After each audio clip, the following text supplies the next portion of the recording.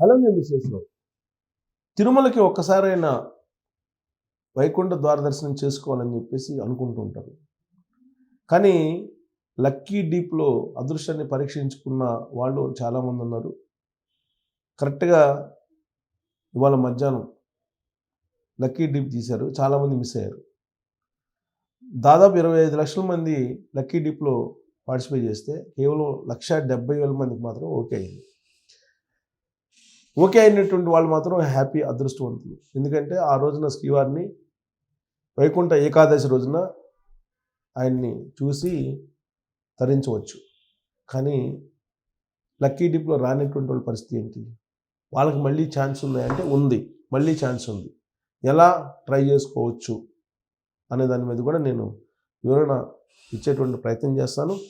ఈసారి ఆన్లైన్లో నిజంగానే వైకుంఠ ఏకాదశి రోజు 31 అలాగే ఏకాదశి రోజు వరుసగా 3 రోజుల పాటు దర్శనం చేసుకునేదానికి అవకాశం కల్పించారు ఆన్లైన్లో. ఇంతకుముందు టోకన్లు ఇచ్చేవాళ్ళు. ఆ టోకన్లకి క్యూలో నిలబడి తొక్కిసలాడడం జరిగింది. గత ఏడాది తొక్కిసలాడడం జరిగింది. అందుకే ఆ సిస్టమ్ని మార్చేసి ఆన్లైన్లోనే ఈ వైకుంఠ ఏకాదశి దర్శన భాగ్యం కల్పించడానికి తిరుమల తిరుపతి దేవస్థానం నిర్ణయం తీసుకుంది. సో ఆ నిర్ణయం ఒక రకంగా చెప్పాలంటే సక్సెస్ఫుల్. లక్కీ డీప్ ద్వారా ఎవరు కరుణిస్తే వెంకటేశ్వర స్వామి వాళ్ళు వెళ్ళి దర్శనం చేసుకుంటారు, లక్కీ డీప్ కాబట్టి. సో ఒకవేళ అది మిస్ అయితే మళ్ళా ఎలాంటి ప్రయత్నం చేయొచ్చు. వైకుంఠ ద్వార దర్శనాన్ని ఆ 3 రోజులు కాకుండా మిగతా రోజులు కూడా దర్శనం చేసుకోవచ్చు. అయితే ఆ 3 రోజులు దర్శనం చేసుకునే వెసులుబాటు మళ్ళీ ఉందంటే ఎలా ఉంది అనేది నేను మీకు వివరించి చెప్తాను.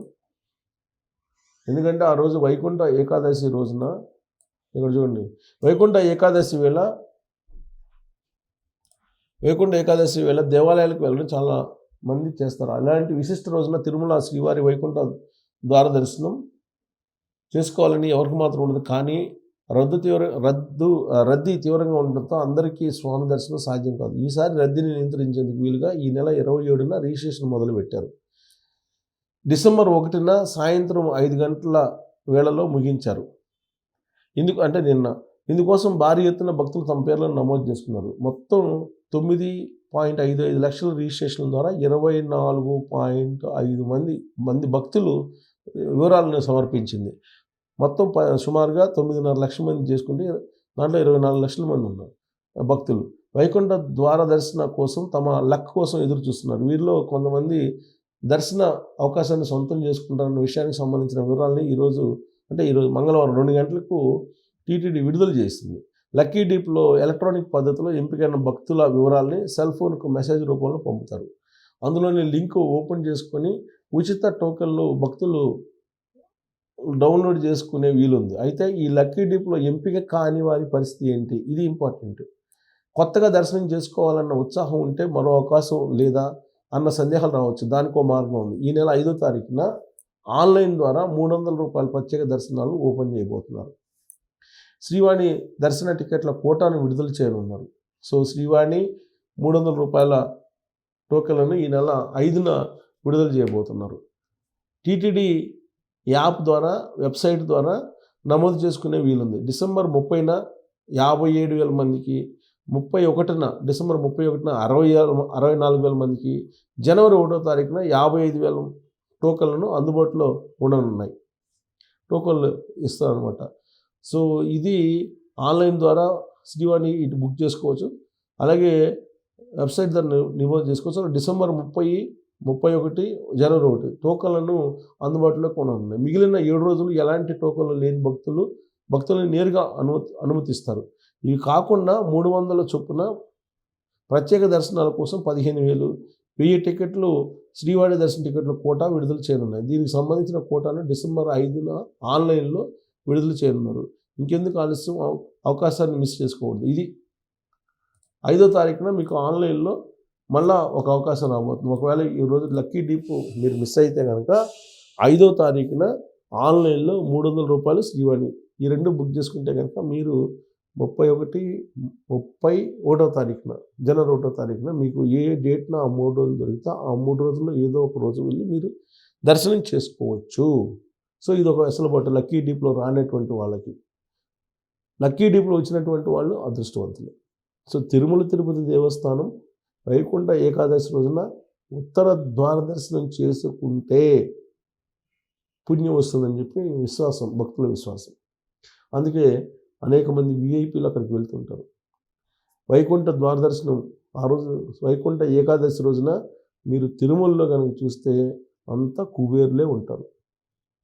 పాప ప్రక్షాళన కోసం వెళ్తూ ఉంటారు. అంటే ఆ రోజు వెళ్ళేటువంటి వాళ్ళు మహాపాపులు పోటెత్తుతారు ఆ రోజున. ఎవరు పెద్దలు లక్కీ డీప్ ద్వారా వచ్చారు, సామాన్య భక్తులు వచ్చారంటే అది దైవ సంకల్పం. కానీ కుబేరులు పెద్ద ఎత్తున అక్కడికి ఆ రోజున వస్తారు. వాళ్ళకి ప్రాధాన్యత ఉంటుంది. ఆ తర్వాతనే మిగిలినటువంటి భక్తులకి. పైకి ఎంత చెప్తున్నప్పటికీ సామాన్య భక్తులకి మేము అసలు బడులు కల్పిస్తాం, సామాన్య భక్తులకి ప్రాధాన్యత ఇస్తాం అని చెప్తున్నప్పటికీ కూడా విఐపీలని కాదనలేరు, ప్రోటోకాల్ దర్శనాలని కాదనలేరు. కాబట్టి వాళ్ళకే ప్రాధాన్యత ఇస్తూ ఉంటారు. తిరుమల తిరుపతి దేవస్థానం ప్రపంచ ఆధ్యాత్మిక కేంద్రం. అక్కడ ఏ చిన్న పొరపాటు జరిగినా పొరపాటు చేసినటువంటి వాళ్ళకి వెంకటేశ్వర స్వామి శిక్ష విధిస్తారు. దానికి ఉదాహరణే పరకాణి కేసు, అలాగే కల్తీ నెయ్యి కేసు. ఈ రెండు ఇప్పుడు వెంటాడుతూ ఉన్నాయి. వైఎస్ఆర్ కాంగ్రెస్ పార్టీకి సంబంధించినటువంటి వాళ్ళు మాకేం కాదులే అనుకున్నారు. కానీ సీన్ కట్ చేస్తే ఇప్పుడు ఆ రోజు చైర్మన్గా పనిచేసినటువంటి వైవి సుబ్బారెడ్డి గారు, కరుణాకర్ రెడ్డి గారు విచారణని ఎదుర్కొంటూ ఉన్నారు. ఆ కేసు డిసెంబర్ 4 అంటే డిసెంబర్ 2వ తారీఖున, అంటే ఇవాళ డిసెంబర్ 2వ తారీఖున హైకోర్టుకి సీల్ కవర్లో ఇచ్చింది. పరకాణి కేసును ముగించేసి సీల్ కవర్లో నివేదికను ఇచ్చారు. ఆ నివేదికను చదివిన తర్వాత హైకోర్టు ఎలాంటి డెసిషన్ ఇస్తుందో దాన్ని బట్టి కరుణాకర్ రెడ్డి గారు అలాగే వైవి సుబ్బారెడ్డి గారి యొక్క భవిష్యత్తు ఆధారపడింది. అలాగే ధర్మారెడ్డి, ఈవోగా చేసినటువంటి ధర్మారెడ్డి, వీళ్ళందరూ ఏం కాదులే వెంకటేశ్వర స్వామి ఏముందో అనుకున్నారు. కానీ వెంకటేశ్వర స్వామి పవర్ ఏంటి, వెంకటేశ్వర స్వామి తప్పు చేసిన వాళ్ళని ఎలా వెంటాడతారు అనే దానికి ఈ కేసు నిదర్శనం. కల్తీ నెయ్యి కేసు ఒకటి, పరకామణి కేసు ఒకటి. కల్తీ నెయ్యి కేసు అనేది అత్యంత పెద్ద కుంభకోణం. అది ఫైనాన్షియల్గా కుంభకోణం అయినప్పటికీ కూడా కొన్ని కోట్ల మంది భక్తుల మనోభావాలతోటి, విశ్వాసాలతోటి ఆడుకున్న వాళ్ళు. దాదాపు 250 కోట్లకు పైగా నెయ్యి ద్వారా దోచుకున్నారు.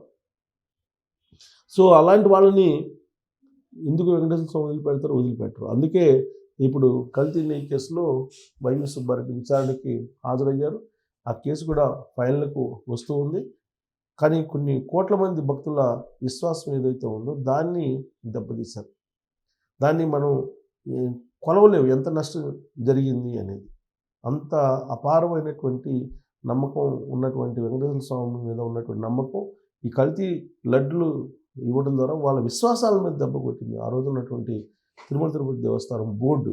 కాబట్టి అలాంటి పొరపాట్లు జరగకుండా ఇప్పుడున్నటువంటి ప్రభుత్వం వీలున్నంత వరకు పరిశుభ్రత, వీలున్నంత వరకు భక్తుల సౌకర్యం, వీలున్నంత వరకు వెంకటేశ్వర స్వామి సేవలో తరించాలనేటువంటి తపన ఈ ప్రభుత్వంలో కనిపిస్తుంది. అందుకే వైకుంఠ ద్వార దర్శనం అనేది సామాన్యులకు కూడా కల్పించేలాగా నిర్ణయం తీసుకుంటున్నారు. కాకపోతే పెద్దల ఒత్తిడి, కుబేర్ల తాకిడి ఎక్కువగా ఉంటుంది కాబట్టి ఆ రోజున ఎంతమంది సామాన్యులకు వెసులుబాటు కలుగుతుందో మనం చూడాలి. Thank you.